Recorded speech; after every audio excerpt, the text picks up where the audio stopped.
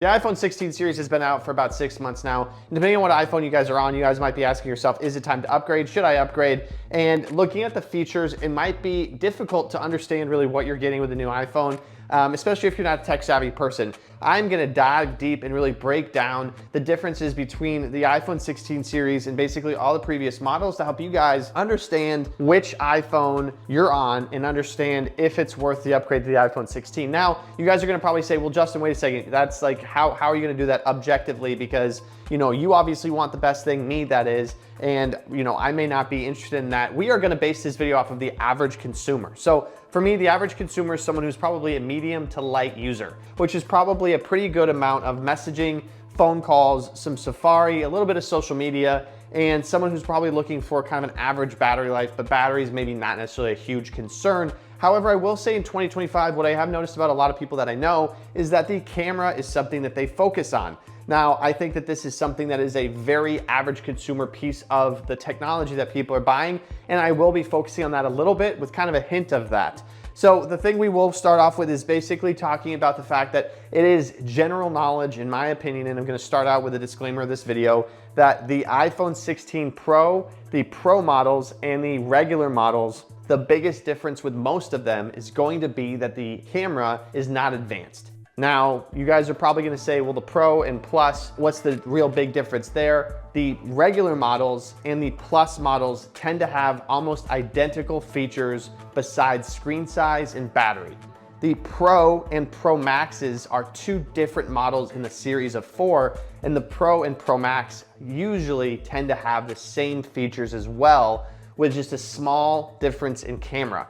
So I'm gonna break this down for you guys, making it very clear and concise on what we're doing, but I'm gonna compare this as an average consumer. So we're gonna get started with the 16 Pro, and I'm basically going to hit every single Pro model. So the 16 Pro and the 15 Pro are gonna be the first ones we're gonna start off with. So if you guys do have a 15 Pro that you're using right now, this is gonna be where you wanna kind of stay close. So at the end of the day, the 16 Pro is gonna have a 6.3-inch display, and that is the phone that I have reviewed, and that is what I use as a daily driver. Now the 15 Pro has a 6.1-inch display. However, the bezels on the 16 Pro have been shrunk even more than the 15 Pro. Now the 16 Pro and 15 Pro are gonna be basically identical phones besides one or two features. You're getting a bigger screen, 6.3 to 6.1, and then the 16 Pro is also gonna have the camera control button. This basically turns your phone into a DSLR, giving you other features to use your phone with, and it's actually a really cool feature. I personally think for the average consumer, it's definitely, I would say it is a reason to upgrade if the camera is important to you. There's a big if there, and that's what you should focus on. If you're not a big camera guy, then skip it, because you can still access the camera from multiple different buttons and clicks on your screen. The camera control button just makes it easier to access your camera. However, it also seconds as another button on your phone, which may actually annoy people. So it kind of is a double-edged sword. It goes both ways. That's up for you to decide. Other than that, we are looking at the AI capabilities of the 16 Pro being on the 15 Pro and Pro Max as well. So if you guys are looking for the artificial intelligence, Apple Intelligence, the new feature to the iPhone 16 Pro, you can also get that on the 15 Pro and Pro Max. However, it is not available on the 15 Plus. 15 Pro has a 3x zoom and the 16 Pro has a 5x zoom. This is one of the biggest reasons why I actually got the 16 Pro is because it actually has that ability for the 5x zoom. The Pro and Pro Max have the same amount of zoom, and that is a huge selling point to the average consumer. Once again, if you're interested in the camera, that is a reason to upgrade. So in terms of battery life, the 15 Pro has a 23 hours of video playback. The 16 Pro has 27 hours of video playback. So that's up to you to decide. If battery is a huge issue for you, I recommend getting a fast charger and charging your phone more. Now, if you're someone who works on a construction site, maybe you're a teacher. Teachers, I think, can struggle with being near outlets, or maybe you're somebody who just really doesn't like to charge your phone, or you're somebody who's not near a lot of outlets, whatever it may be, I would definitely suggest not upgrading for battery life, because I think battery life is never ever really gonna be a huge priority for Apple, and battery life is a consumable, so it does decrease over time, meaning that buying a phone based off battery life, you're only eventually gonna get frustrated and upset. So next thing on the list that's gonna be something to actually consider is going to be the actual size and weight. I promised that we'd talk about this, so we are. 16 Pro is actually a heavier phone than the 15 Pro. In the past about 4 years, the 15 Pro is actually the lightest iPhone that's ever been released.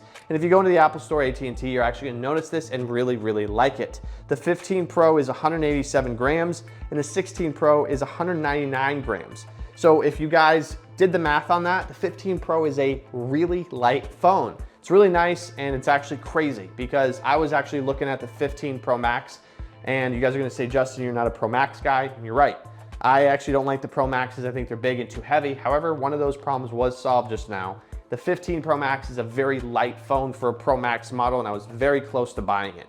In fact, it's, I believe, the same weight or lighter than the 11 Pro Max. So in the comments of my last video, people were asking, should I upgrade from this phone? Should I upgrade from this phone? If you are on a 15 Pro, you are gonna be going to a heavier phone with a 16 Pro. So at the end of this segment, I'm gonna talk to you guys a little bit about why you should or should not go to a 16 Pro.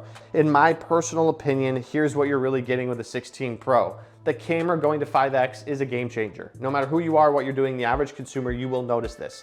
You might say, I'm not a camera guy. You might just become a camera guy because of the 5X zoom. The camera control button is a hit or miss. For me, it's annoyed me at the beginning, and now it actually makes me really use my phone a lot more for the photography and video capabilities, and I really enjoy it. However, it is still somewhat of an annoyance because of the location of the button. The 16 Pro has a phenomenal camera. It has a 6.3-inch display, and it has a better battery life than an iPhone 15 Pro. I cannot make the decision if that is worth it to you as a consumer to buy that or not. Now, from the beginning of this video, I mentioned what is considered average consumer priorities.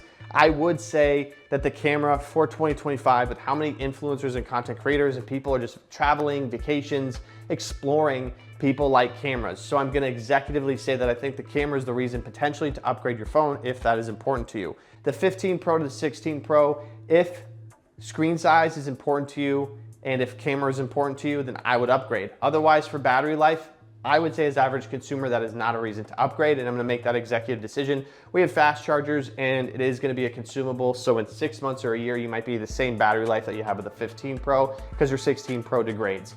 Let's go on to the 14 Pro because I don't wanna make this video 4.5 hours. One of the biggest things to consider with the 14 Pro is it does have Lightning. It is also gonna have 6.1-inch display. The biggest difference is gonna be Apple Intelligence is not available on the 14 Pro.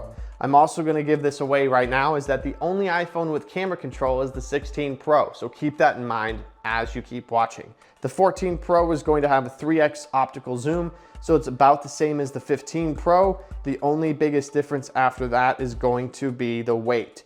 So the iPhone 14 Pro is 206 grams and the iPhone 16 Pro is 199 grams. So if you are on a 14 Pro and you do want a lighter phone, there you go. That is something to consider. However, average consumer, again, I don't think that's a reason to upgrade. What you're really getting with the iPhone 14 Pro to the 16 Pro is gonna be your upgrade would look like a better camera and a bigger screen. That is really all that we're looking at. You're both gonna have Dynamic Island. Dynamic Island ends on some of the older models, which we'll get into in just a second. So moving into the iPhone 13 Pro. Some of these you guys are gonna notice are a little bit quicker because the generation wasn't a huge upgrade, and that's okay. So the 13 Pro does not have always on display. The 13 Pro also does not have Apple Intelligence. The 13 Pro is also not gonna have a 5X zoom. It's not gonna have the Dynamic Island. And then in terms of weight, the weight is gonna be 204 grams and the 16 Pro is gonna be 199 grams. So the biggest thing with the 13 Pro is gonna be that the screen brightness does not get brighter than 1200 nits of peak brightness, which is a fairly big problem for average consumers. If you like to use your phone on the beach, on the boat, or in broad daylight, you're gonna have a hard time with the 13 Pro, and that is a reason to upgrade to the 16 Pro. So if you are someone who's looking at screen brightness, you're all set. The biggest thing with the 13 Pro, I would say in terms of an average consumer, is once again gonna be camera, and then is gonna be screen. Those are the two biggest reasons, and I would absolutely upgrade for those reasons. 100% executive decision, upgrade your phone immediately. Now going to the 12 Pro, I had this phone for quite a while. It is actually lighter than the 16 Pro, so that is something to consider. And it also has a significantly decreased screen brightness of the 16 Pro. It also does not have a ProMotion screen, so you're not getting that smooth buttery finish on the front of the screen, and you're getting less features really than any phone we've discussed. So the 12 Pro is really a no-brainer to upgrade. You also probably have pretty bad battery life because the 12 Pro came out a few years ago. If you bought it secondhand, or maybe you bought it at a used store and maybe you've had it for a year, the real biggest difference, I would say, if you're like, hey, I just want a new phone, I'm looking to upgrade, what should I do? The biggest thing you're getting is that 5x zoom, the bigger screen, the better brightness on your phone, and then that's really it. Now, I did want to go down to the 11 Pro because I think it's important to do that. The 11 Pro is really a no-brainer upgrade from the 16 Pro, but to outline a few huge key differences that I think are just important to put in here so that you feel acknowledged if you have that phone, is you're really gonna get a battery life upgrade because your phone is gonna have a brand new battery. You're also gonna get the bigger screen, 6.3 inch screen. The iPhone 11 Pro has a 5.8 inch display, so that is something that is significantly smaller than the 6.3 inch display, so consider that though. If you are somebody who's on the 5.8 inch display and you're like, I really like the size of this, it's really nice and convenient for me, then stay on that. Don't upgrade because the 6.3 inch display is probably gonna be a big upgrade for you and probably might be overwhelming. So at that point, you're also getting the camera upgrade. There's several upgrades, and I think unfortunately I'm just gonna kind of be candid with you guys in the video. The 11 Pro is a really no-brainer upgrade to the 16 Pro. Your point, if you're watching this video, is, well, what am I actually getting? Like, what am I really getting? You're getting that better camera, the better battery life, the bigger screen. You're really just getting a full makeover on your phone, and I completely recommend it. So anyways, guys, put in the comments below if this was helpful. The next video I'll be doing is basically going through all the models on each one. It'll be about 30-minute video, and I don't really want to do that unless you guys actually request that because I think this was already kind of a lot. But tell me if this was helpful for you guys. Are you guys looking to upgrade? Is this something you guys want to see more of? I'll see you guys next time. Peace.